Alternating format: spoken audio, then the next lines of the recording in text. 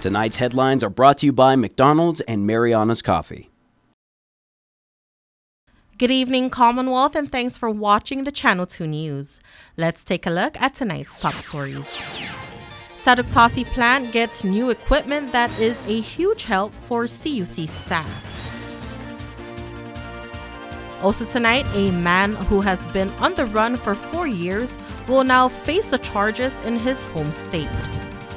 Crime Stoppers are seeking the public's help in locating 2 local females.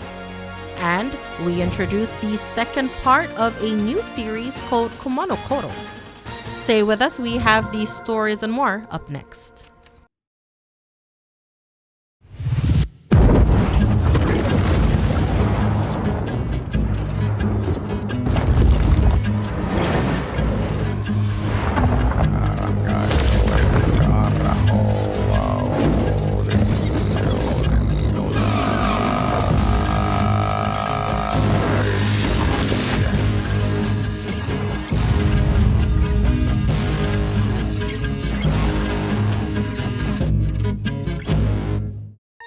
Shizuru? Kazuki?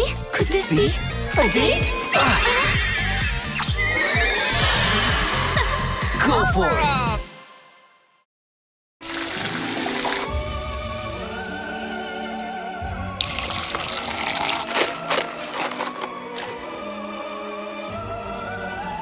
Try new savory chili McDonald's sauce, only at McDonald's. Ba-da-ba-ba-ba. Go!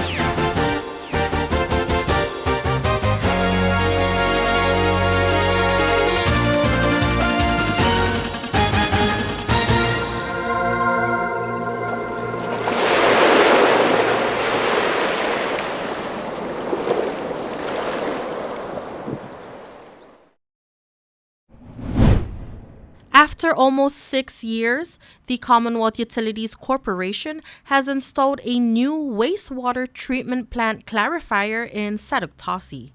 Utility officials, along with Acting Governor David Apatang, attended a ribbon-cutting ceremony this morning to commemorate the event. 1, 2, 3.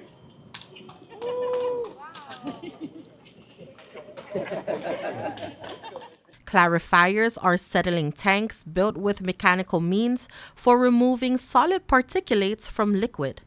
Acting Executive Director Betty Talahi says the old clarifier went down in 2018 after Typhoon Mangkhut. The staff have been amazing improvising, using materials that they could find on island, but definitely wasn't a permanent solution. Today, with the help of EPA, we were able to, put in a new clarifier, and that's what we had the ribbon cutting ceremony for today. Because now the guys no longer have to do the transport, twice a day into the treatment plant to be able to make sure that the treatment plant is working properly and not putting the heavy sludge into the plant. The new clarifier now allows the sludge to be processed into the treatment. CUC's Deputy Executive Director and former Drinking Water and Wastewater Division Manager Kevin Watson commended the staff for their manual work in maintaining the biochemical oxygen demand, or BOD, which is an important parameter for assessing water quality. And I'd like to point out today the latest, that information that Carson shared with me. Our BOD was 2. That's like 98% removal. It's remarkable. Throughout the United States, plants don't normally achieve that remarkable success in removal of BOD. Suspended solids is also very low, near between 2 and 10.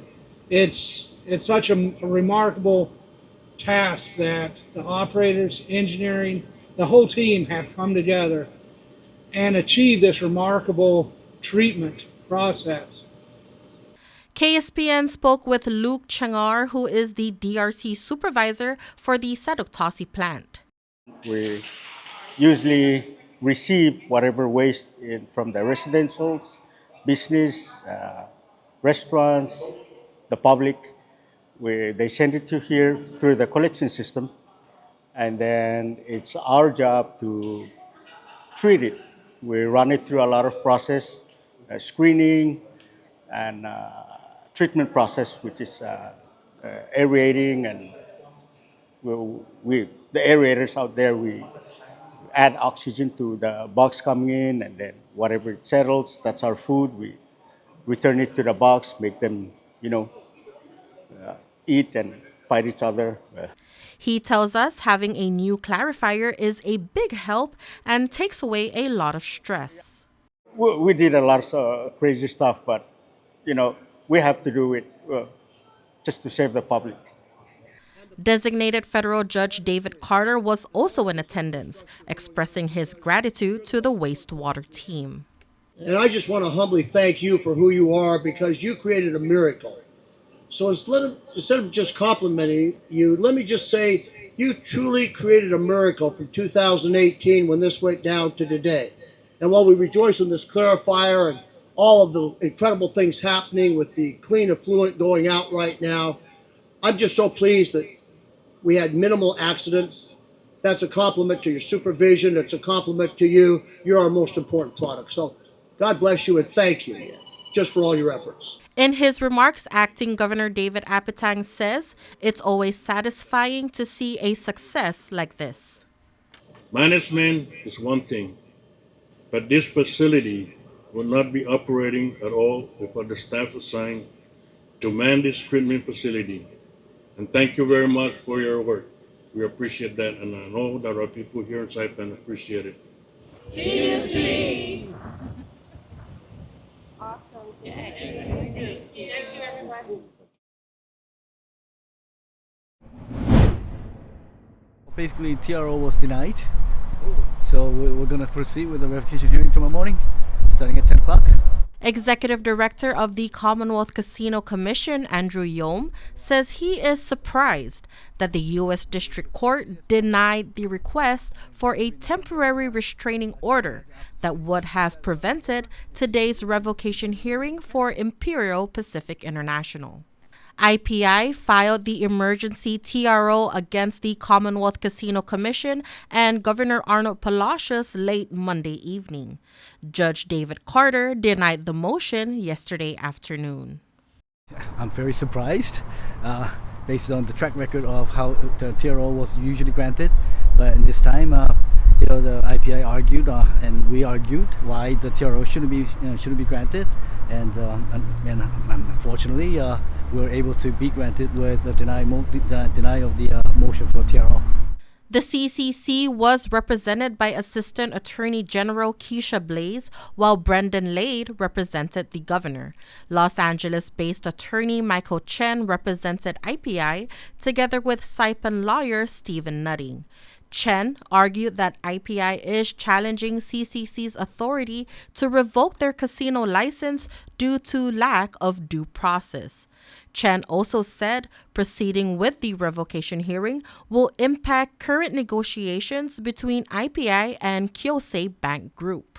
Kyosei Bank Group is from Japan, and they have signed a memorandum of understanding with IPI, detailing an investment of $300 million in the Garapan Casino. Chen told the court partial payments have already been made, but the revocation hearing may cut the deal. Blaze argued back that they believe IPI does not have a likelihood of success on the merits. Judge Carter did give the two parties time to come up with a resolution before ruling on the motion. After over 40 minutes and no resolution between the parties, the court denied IPI's motion for the TRO. Indiana state officials arrived in Saipan today for the extradition of Charles Lee Dewey III. Dewey, known locally as Carter Allen Whitmore, faces multiple charges that include rape, sexual misconduct with a minor, child solicitation, drug possession, and possession of child pornography. He has been wanted in Indiana since 2020 and has been on the run since.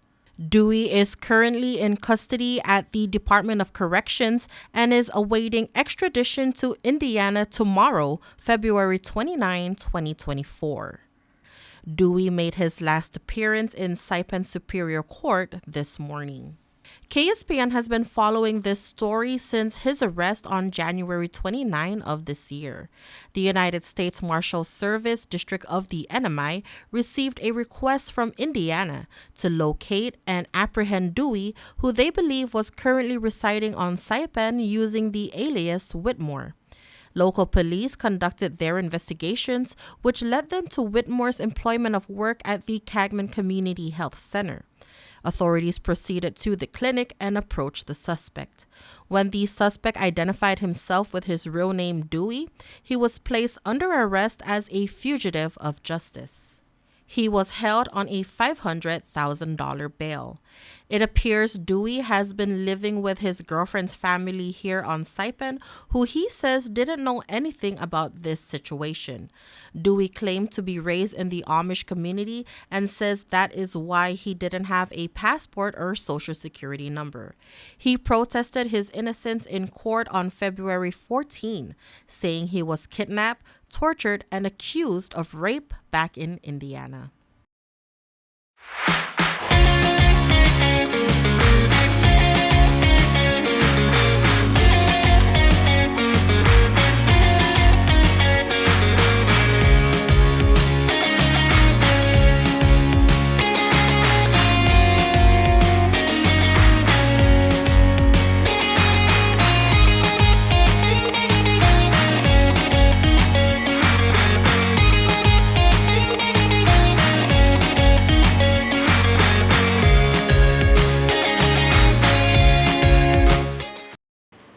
I'm Savannah, and I love Marianne's coffee. Did you know it's Earth's finest coffee? Come join me for a cup. I think you would be really happy.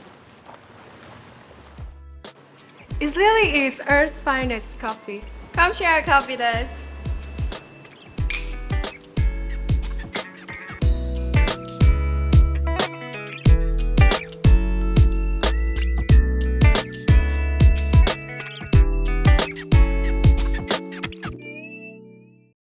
Premium office space is available now at the Hermosa Vista Business Park on Capitol Hill.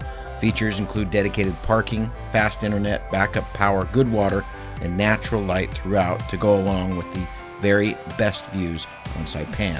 So don't settle for space when you can get peace and peace of mind.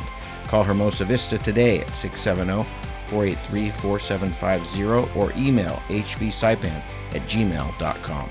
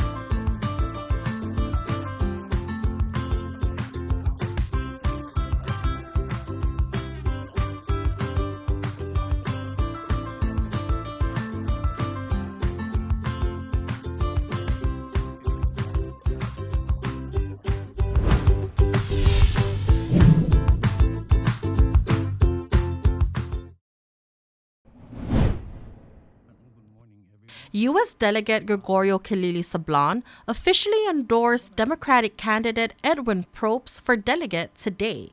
Probst told KSPN this morning, quote, "I am deeply honored to have Congressman Kilili Sablan's support. He has been the people's champion for 8 terms, 16 years. I'm grateful to have a mentor, a role model, a friend to help guide me along this journey. It's always been about our people. I will do my very best to continue to put our people first as he has done," unquote. Earlier this year, Kilili announced that he will not seek re-election.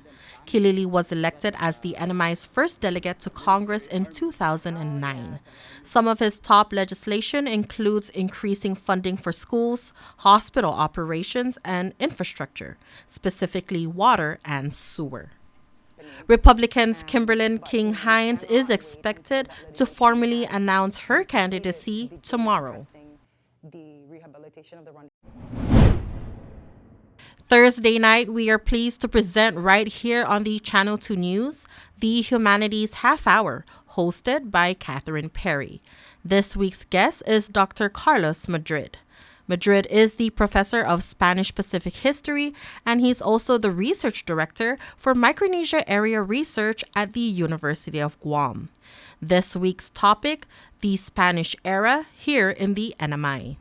There are 2 periods of history in the 1800s alone that are very significant for Saipan in particular, but for the Marianas in general. And those 2 periods, we could argue they're like the 1850s and then the 1890s, framed by 2 events that happened around those times. In the 1850s, 1856, the smallpox epidemic that we all know about. There was a massive epidemic in the islands, and it took the lives of about 1/3, more than 1/3 of the population. It was a traumatic event also for the people who survived, because you see reference of it in documents later on by Spanish officers or Chamorro writing letters to their family, mentioning, always referring to the epidemic as one of the most traumatic experiences. To match it with our contemporary times or recent history, it's similar to how the people refer to World War II here in Saipan, that kind of intense effect and traumatic effect. So that's one period, I think the 1850s. And another one that we were saying is the 1890s could be, in anticipation of that colonial partition of the Marianas that was triggered by the war between the United States and Spain, that they were fighting for Cuba. But then the echoes of that war implied that the Spanish giving up sovereignty of the Northern Mariana Islands in favor of Germany, in a colonial transition of power in which the local authorities or the local residents didn't have any saying. But the 1890s, right before that was about to happen, it was a time of growth in Saipan and of change and of, I guess we could say, like crystallization of a society, that community of Chamorro and Refalawas settlers living in more or less the same territory, and the new modern times of steamers, new businesses, new regulations, new opportunities for people for trade and commerce. So these are 2 periods of our history that, as you mentioned, we know very little about, and it's worth knowing more about it. The show starts at 7 p.m. Don't miss it.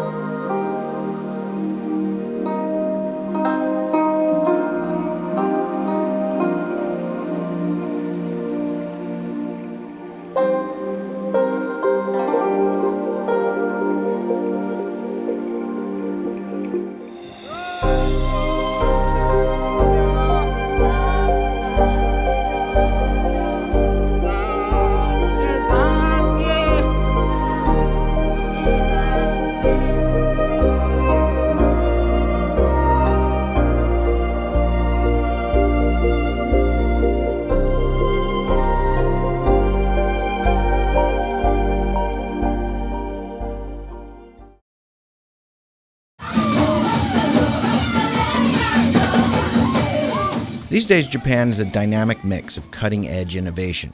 Japan welcomes about 35 million tourists a year. Most of them go to the major cities of Tokyo, Osaka, and Kyoto, and it's easy to get caught up in the masses. Skyscrapers soar over the sheer immensity of Tokyo. The Shinkansen can whisk you around the country in short blocks of time. T-Rexes check you into your accommodations, and robots make coffee. And washroom tech comes with videos to explain all the features. The Kumano-Koto Iseji route is about as far from that as you can get in Japan. While the country races forward, the old roads stay in place. But you do have to look for them, and the look is well worth it, but it requires time and lots of footsteps.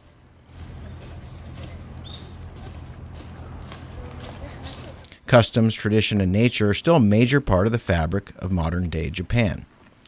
The Iseji route starts in the Mie Prefecture. We are planning to be on the trail for about 12 days, intent on learning more about another culture and perhaps more about ourselves. We start our walk in a small village and ask for safe passage. Today we will travel about 15 kilometers on foot. We see a local woman drying fruits. これは何ですか? 干し柿. Hoshikaki. These are persimmons, and each one must be peeled, tied, hung, and gently massaged every day for 4 weeks. It's labor-intensive with a result of a dark, sweet, warm, and spicy flavor. Labor of love. ゴロに出された本です。ここには熊野へ参るには生地と伊勢路のどれ近しどれ Iseji route because Tokyo was actually quite a big city, so many more people coming from that east side, northeast side, and they use this Kiiji route. We head up the Meiki Mountain Pass, and it feels good to be on the trail. We have a distant goal that also comes with daily rewards. We stop at Hinakaya, a beautiful spot with only in Japan charm. It's Michelin-starred, and we ask for takeout boxes that we can eat down by the river. They accommodate.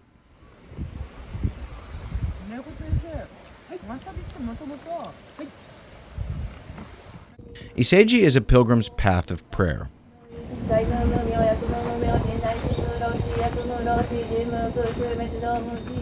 It will take us through a mixture of terrain, passes, rivers, forest, lakes, and into beautiful seaside villages. There aren't many places to stay, no big hotels. Our beds each night will be unique and personalized.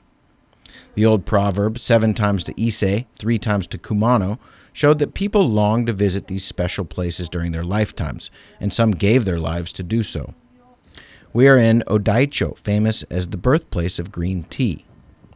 We arrive and prepare to enter a chasitsu, a specially prepared room for a Japanese tea ceremony, and we experience the rituals that go with it. It's formal, reverent, beautiful, and interesting, and a bit painful on the legs all at the same time. We are apprehensive about making any mistakes. But the host puts us at ease and explains the customs and traditions and gives us some wisdom. 一期一会もそうなんですけど、今日来ていただいて皆さんが楽しんでいただけてとっても嬉しいです。ありがとうございました。ありがとうございます。Host of this tea ceremony. Ichigo Ichie means one time, one meeting, treasuring the unrepeatable nature of a moment. It is very well said. While the foreigners are busy minding our manners, our Japanese friends are in the next room having a bit more fun.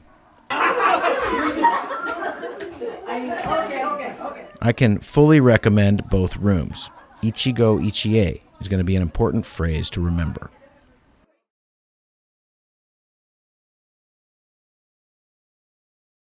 Fast, fun, and easy. That's how your home Wi-Fi should be. So start with an internet plan that fits your budget. Introducing your home Wi-Fi starter pack, also known as WISP. Enjoy up to 25 megabits per second for as low as $35 a month. Plus, a free router with your wireless subscription. That's hours of movies, games, social media, and more endless fun. Get your Wi-Fi starter pack today only at Docomo Pacific. Better together. Additional conditions may apply.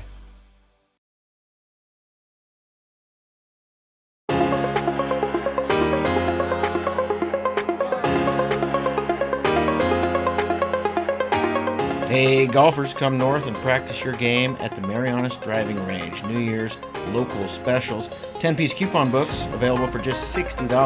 That's a $10 savings. Want to get really good? Come work on your swing every day for just $99 per month. It's our practice pass and you're going to love it. Grab your passes and go straight to the range. You can social distance and chip all at the same time, and the views are free. Reserve now at marianastrekking.com. You can pay online, open 7 days a week.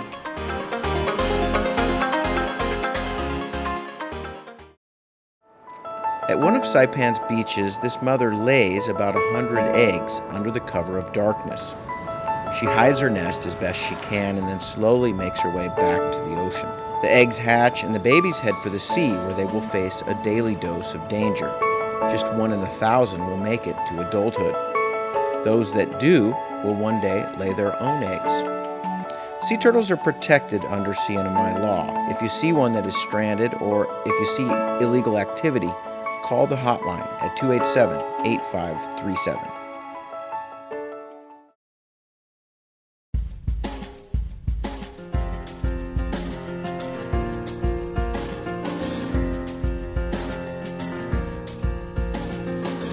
And for your KSPN weather report, tonight partly cloudy with scattered showers, northeast winds 15 to 20 miles per hour, low 75 and a 20% chance of showers. Tomorrow through Friday night, breezy, partly cloudy with isolated showers, northeast winds 20 to 25 miles per hour, highs 84, low 74, and a 20% chance of showers. For your marine forecast, moderate to frustrate winds will become strong at times by Thursday. Combined seas of 5 to 7 feet today will build significantly in the coming days as long period north swell arise.